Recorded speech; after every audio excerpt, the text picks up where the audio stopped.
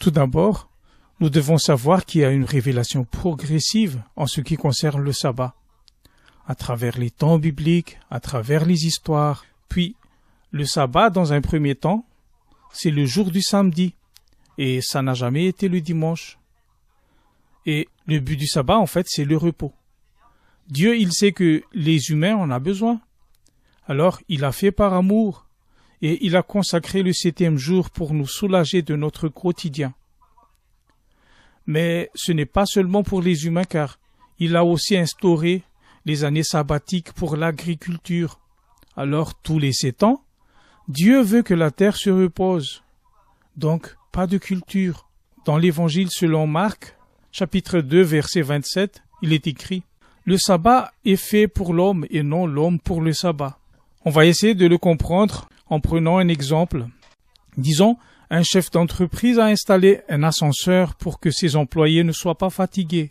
Mais le problème après, c'est que les employés se sont fixés sur l'ascenseur et non pas sur le but de l'ascenseur qui est le soulagement et moins de fatigue. Comme si c'est un devoir de monter dessus sans comprendre vraiment la volonté du chef qui l'a installé.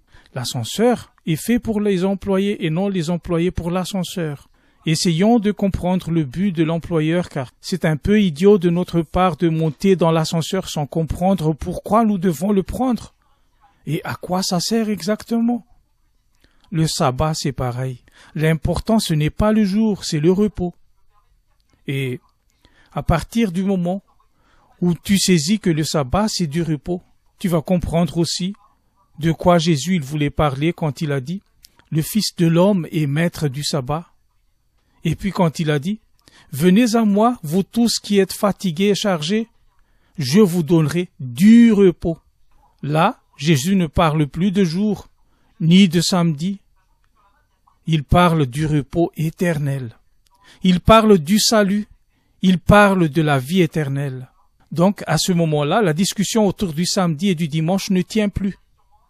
La vraie question qu'il faut poser, en fait, c'est est-ce que tu es déjà entré dans le repos éternel en laissant Jésus régner dans ta vie, dans ton cœur? Est-ce que tu vis déjà dans sa paix, dans la sérénité, dans la confiance, dans l'espérance, dans la joie? C'est la vraie question que nous devons nous poser. Amen.